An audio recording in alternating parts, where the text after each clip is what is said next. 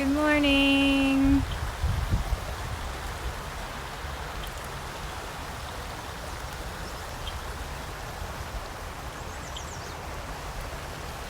Ooh. Good morning, everyone. Hi, Margaret. Good morning. Sounds delightful. It is. You can really hear the water and the birds this morning. It's a little overcast today, but I think it's giving some relief to the birds from the heat, so they're still pretty active this morning.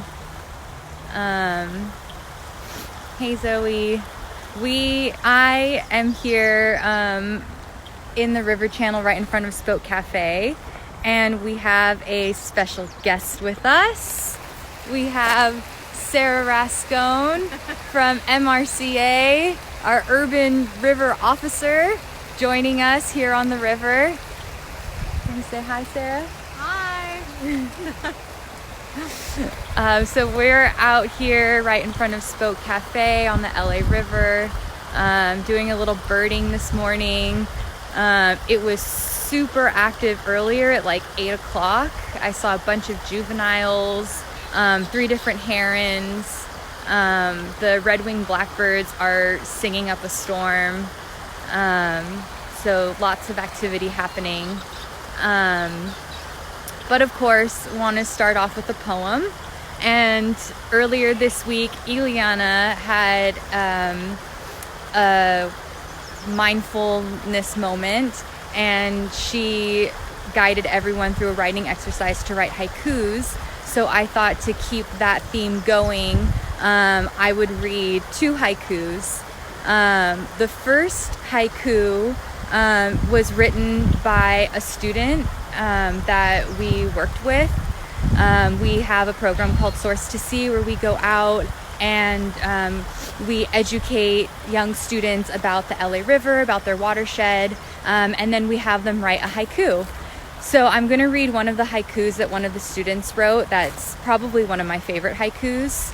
And then while I read the haiku, I'm going to show you the river so that you don't have to stare at my face the whole time. Okay. So the poem is Untitled, and it's also in Spanish. So here we go. And this is written by Roberto, and he is 8 years old. So, pájaros cantan, el río sube, por amor. So that's birds sing, the river rises, for love. Which is really beautiful that a young boy wrote that. And then I want to read another haiku. So the Natural History Museum does Instagram posts, and they read the haikus that Kimball Garrett writes, and he's the ornithologist manager at the Natural History Museum, and they've been reciting different haikus that he wrote. And yesterday they shared a haiku called California Quail. And if you know anything about the California quail, a good way to identify a California quail is by its sound, which is like for most birds. But the California quail has a particular call, and it goes, Chicago, Chicago. And that's how you can kind of know and recognize that a California quail is nearby. So I just have to give you that before I read this poem. Okay, so it's called California Quail. Chicago, quail cries, but not in California. Pacoima, perhaps. Which I really like because, yeah, Chicago is not here and it's the California quail, and maybe we should be saying Pacoima instead of Chicago. So those are the 2 haikus that I have to share with you all this morning. But now we're here. We're gonna try to listen and find some birds. So let's walk a little over here.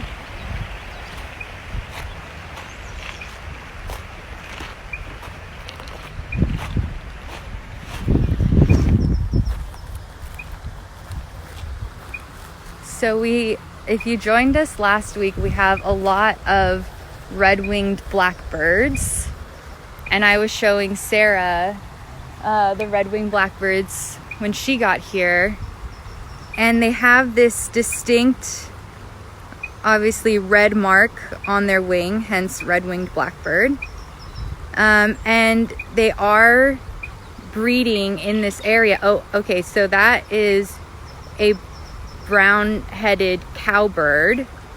And brown-headed cowbirds are really crazy because they're called, they're like parasite birds. So what they do is they don't build their own nests.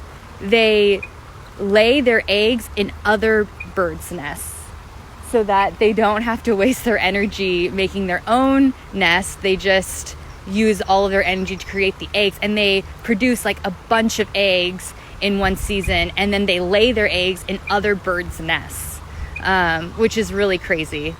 And then they have like the other bird raise their child.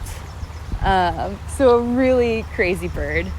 And I've been watching the cowbirds kind of swoop in, and then the red-winged blackbirds getting really upset at them and trying to chase them away.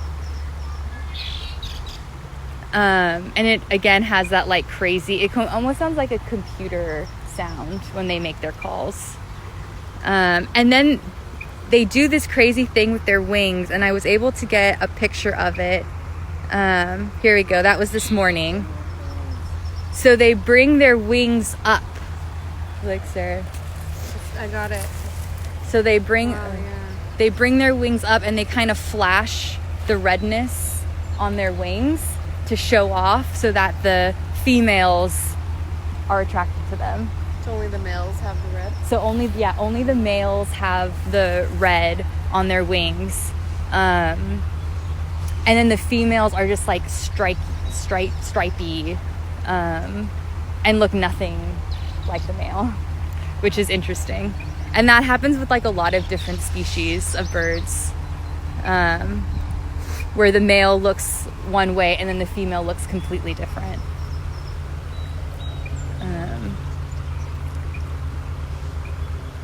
Yeah, so I've seen a couple of them here. And then we've got our Canada goose over there in the reeds. There they are. Hello.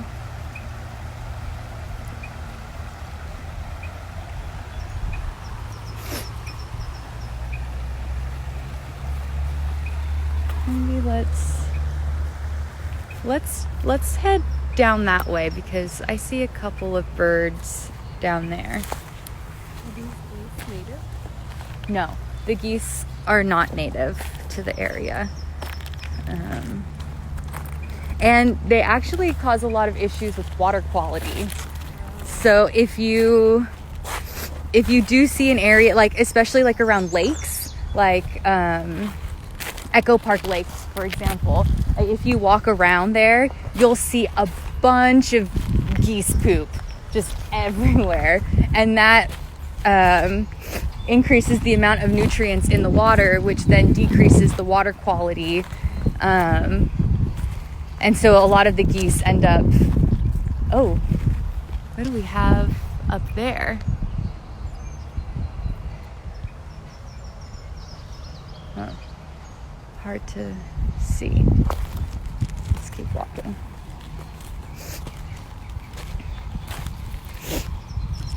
So when we came out this morning, we noticed again all of the trash here in the river, unfortunately.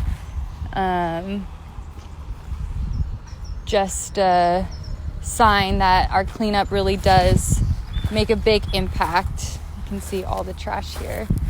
But I'm actually hearing, do you hear the machinery?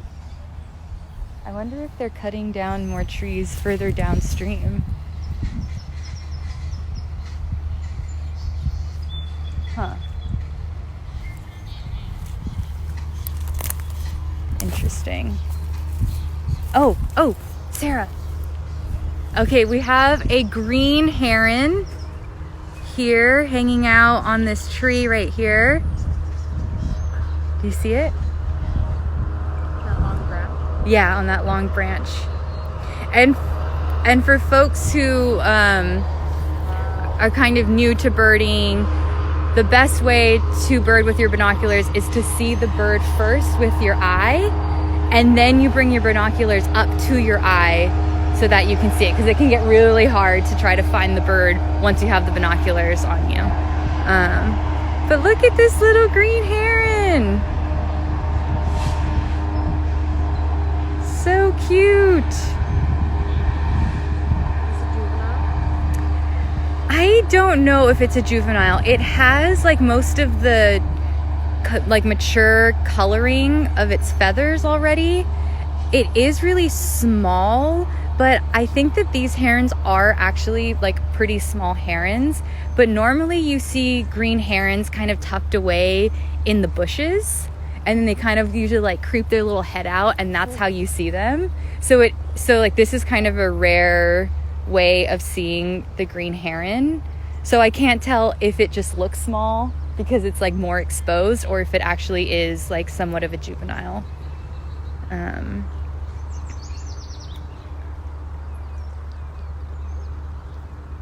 Yeah, green heron. So today I've seen 3 different species of heron on the river. I've seen the green heron, I saw a juvenile night crown heron, and the great blue heron. So let me try to, well, actually the picture that I got of the green heron isn't that great, but it's a little better than what we're looking at now. So that's the same green heron that we're looking at right now that I took a picture of just before we went live. And then I also saw, I'm pretty sure this is a juvenile great blue heron, and I saw that this morning. It flew off a little while ago.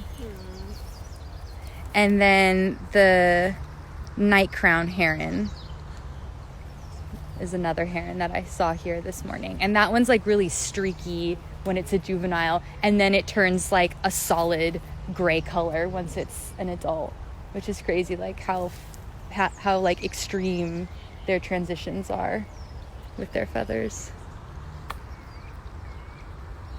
All right. Yay, look at how cute. I like when they just kind of sit and tuck their head in. Like what it's doing right now. Just kind of chilling, head tucked. Oh, okay, and over here we have an egret. Somewhat hard to see on the here. Sarah, do you see it? It's like, it's a snowy egret. It's moving now. It's small, yeah. So we normally find 2 different kinds of egrets here.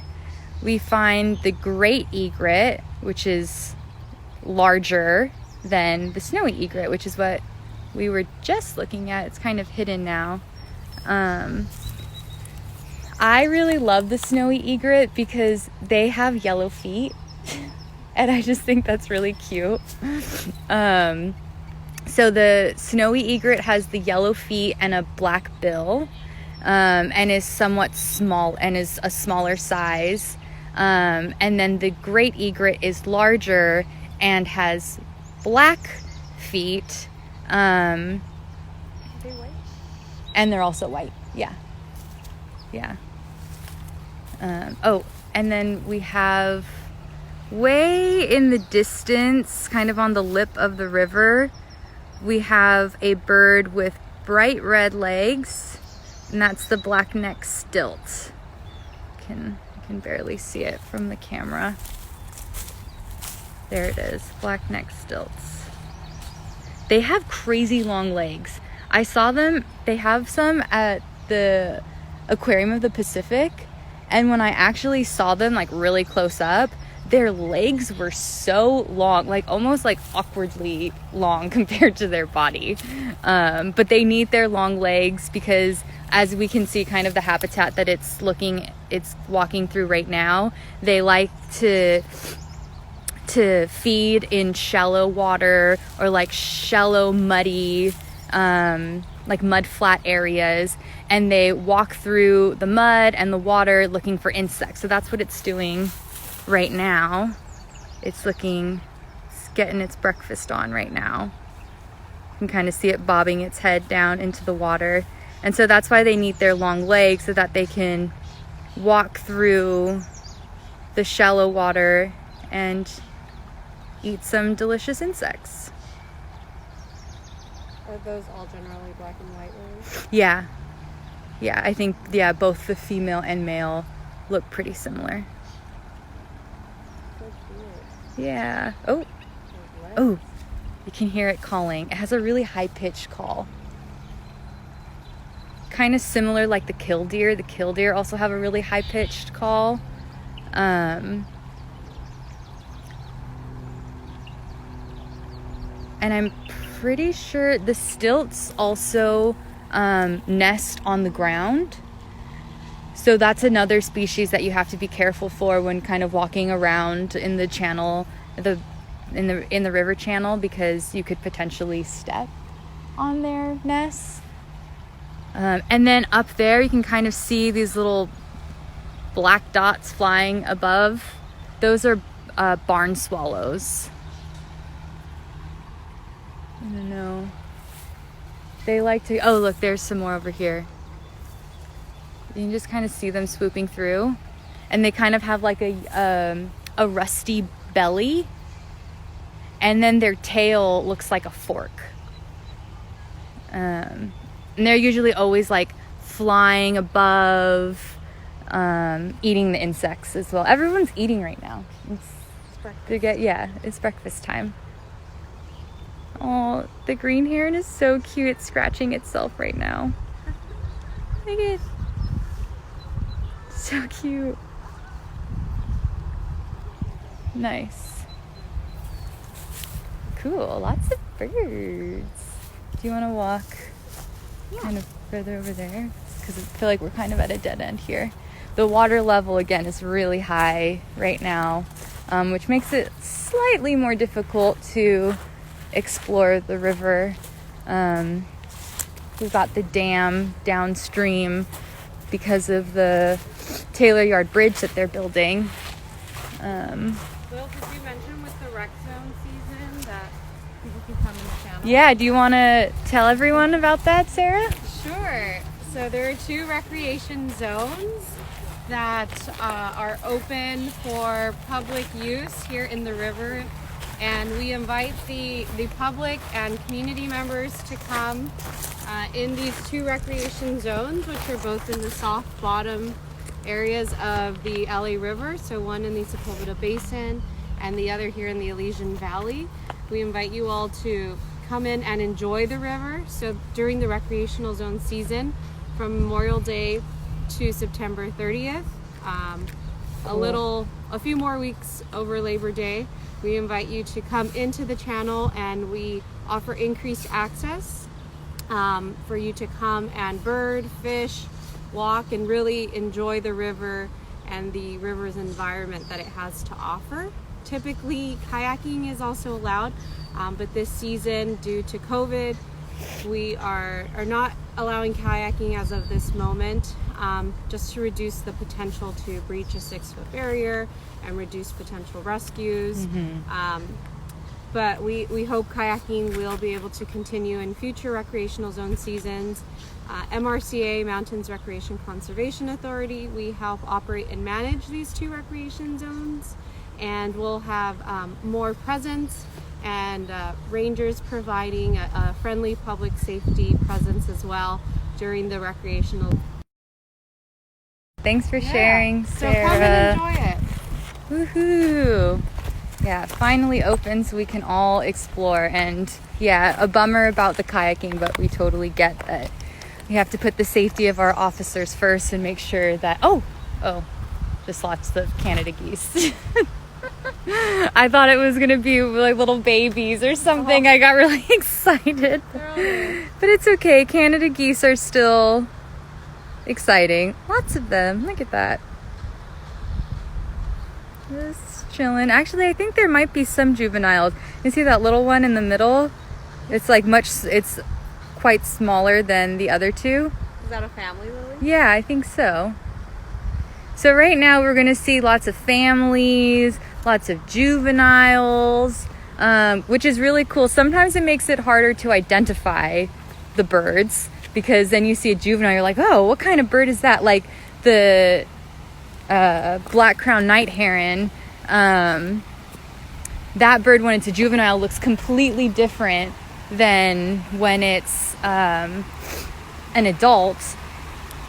And I remember the first time I saw that bird, I thought it was a completely different species that I'd never seen on the river before, and then turns out it's just a juvenile. So they can be a little tricky sometimes. Let's see, how are we gonna cross this?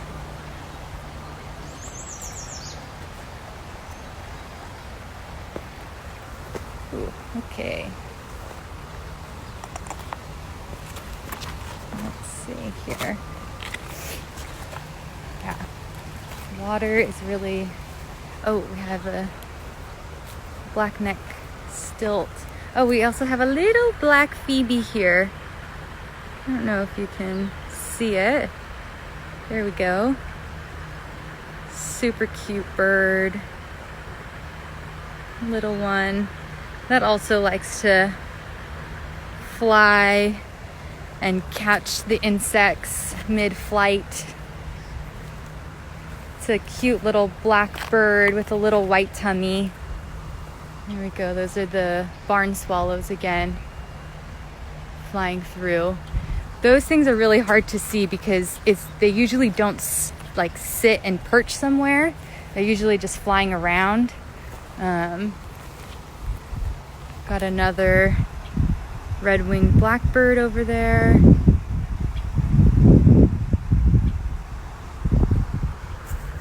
Lots of red-winged blackbirds out again. And they're super vocal right now. The males are trying to attract the females, both through their song and by kind of pumping up their wings, because they have those bright red marks on their wings, so trying to grab the attention. Oh, Marissa Bates, look what we have here. Cormorants.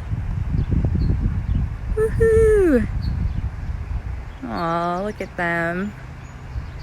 Cormorants are so cool. And we've got an egret there. That's a snowy egret. You can kind of see its yellow feet. Nice. Oh, and there's the green heron flying through. Wowza, wowza, wowza. And we've got the black-neck stilts here.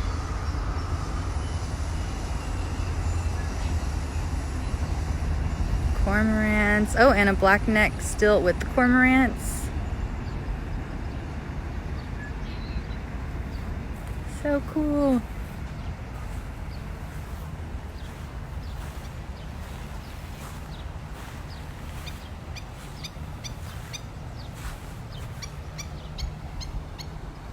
That's the call.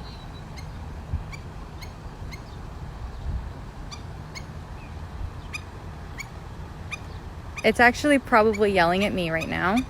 I'm probably getting too close to it, which makes me think that it might have a nest somewhere in there.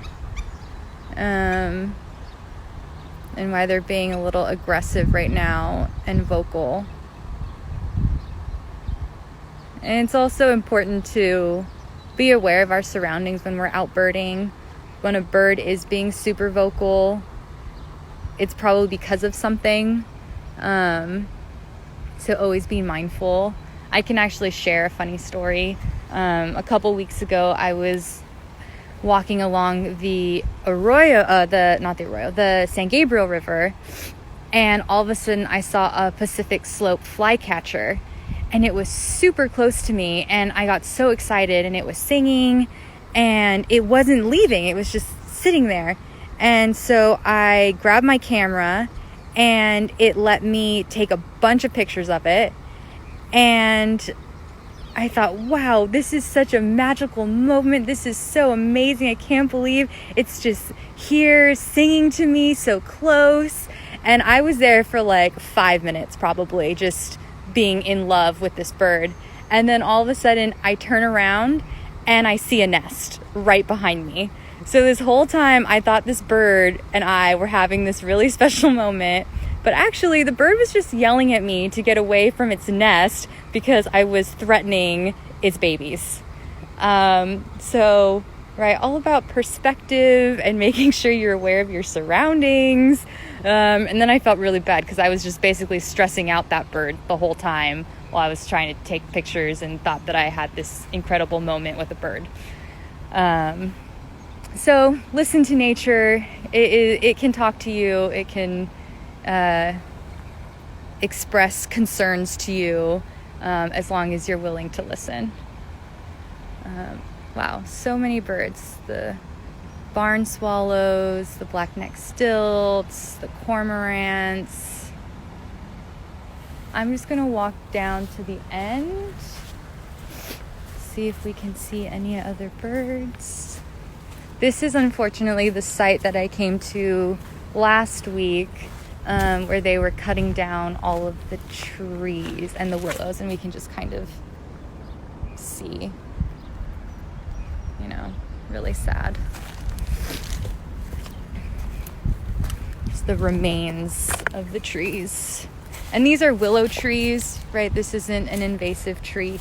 This is a native that provides habitat to a lot of birds, provides a lot of resources to the ecosystem.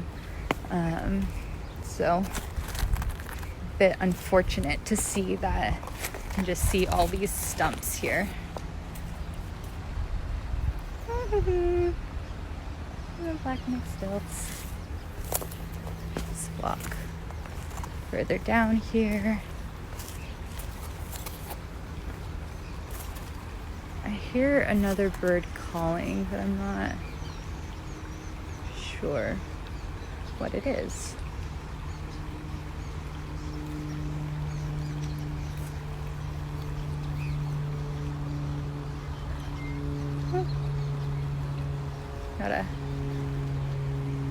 Got lots of birds out this morning. Really beautiful. So I will just leave you all with this last image of the LA River. Gorgeous morning. And then this is the last week to enjoy 10% off Frogtown Brewery beer. So you want to get ready for the weekend, support local business. When you go on Frogtown Brewery's website and order beer, you can use the code FoLAR10 and you can get 10% off delicious beer. And then next week, of course, we've got more programming for you on our river stream, so be sure to check in, tune in, and join the Riverlution virtually on Instagram and Facebook. All right. I hope everyone has a lovely day, a lovely weekend. Try to get out and enjoy the LA River. It's full of life right now. And we will be seeing you all soon. Bye.